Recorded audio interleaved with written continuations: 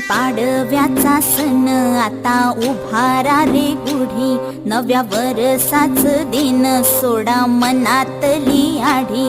गेलं साली गेली आढी, आता पाडवा